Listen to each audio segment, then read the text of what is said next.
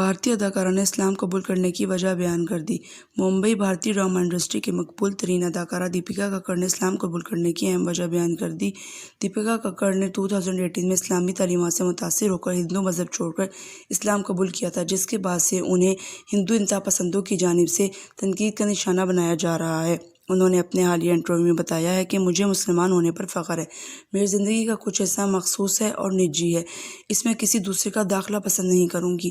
دیپیکا ککڑ نے بتایا کہ اسلام قبول کرنا مکمل طور پر میرا اپنا فیصلہ تھا، اس لیے فیصلے کے مشکل ہونے کا سوال ہی پیدا نہیں ہوتا۔ اس میں گھر والوں نے بھی میرا بہت ساتھ دیا۔ ان کا کہنا ہے کہ میں اس فیصلے سے بہت خوش ہوں اور میرا یہ فیصلہ کرنے کا قطعاً یہ مقصد نہیں ہے کہ میں کسی کو کوئی تکلیف پہنچاؤں۔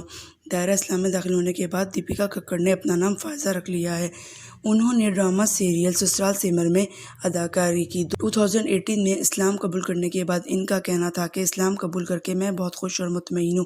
شادی کے بعد سے زندگی بہت تبدیل ہو گئی ہے اور مجھے ذہنی سکون کے ساتھ ساتھ خوشیاں بھی ملی ہیں۔ چونکہ میری ازدواجی زندگی شروع ہوئی ہے جو کہ بہت طویل چلے گی، اسی کے باعث میں نے اسلامی تعلیمات کو پڑھ کر اور سمجھ کر اسلام قبول کیا ہے۔ دیپیکا کا کہنا تھا کہ اسلام قبول کرنے کے معاملے میں زیادہ بات نہیں کرنا چاہتی کیونکہ یہ میرا نجی معاملہ ہے اور کسی کو اس پر بولنے کا کوئی حق نہیں ہے، اس لیے میڈیا کے سامنے اسلام قبول کرنے کی تصدیق کر رہی ہوں۔ دیپیکا اور ان کے ساتھی فنکار شعیب نے گزشتہ کئی برس ایک ساتھ کام کیا۔ بعد ازاں دونوں نے شادی کا اعلان کیا۔ بھارتی میڈیا میں اس وقت بھونچال آیا ہوا ہے جب شادی کی تقریب اسلامی طور پر طریقوں کے مطابق انجام پائی۔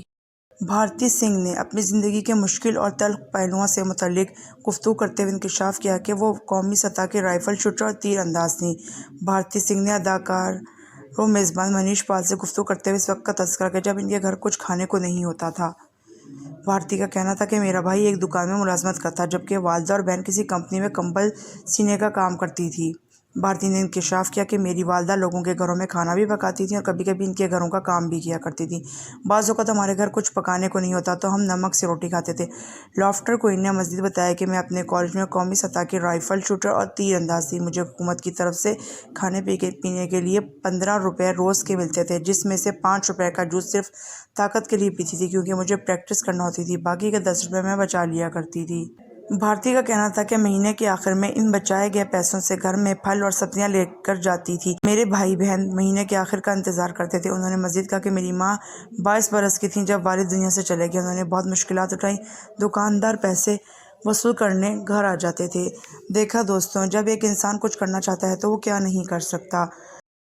پاکستان کی معروف ماڈل و اداکارہ عفت عمر نے شوبز انڈسٹری کو خیرباد کہہ دیا ہے۔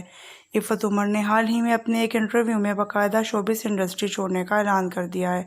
انہوں نے انڈسٹری کو خیرباد کہنے کی وجہ بتاتے ہوئے کہا ہے کہ جس کام پر میں خود تنقید کرتی ہوں اور میں یہ کہتی ہوں کہ ہماری انڈسٹری میں بہت برا کام ہو رہا ہے اور پھر میں خود ہی وہی کام کر رہی ہوں تو پھر میری بات میں وزن نہیں رہتا۔ عفت عمر کے انڈسٹری چھوڑنے کی وجہ سامنے آنے پر ان سے یہ سوال پوچھا گیا کہ اگر کوئی اچھی سیاسی فلم بنے تو اس میں آپ کیا کام کریں گی؟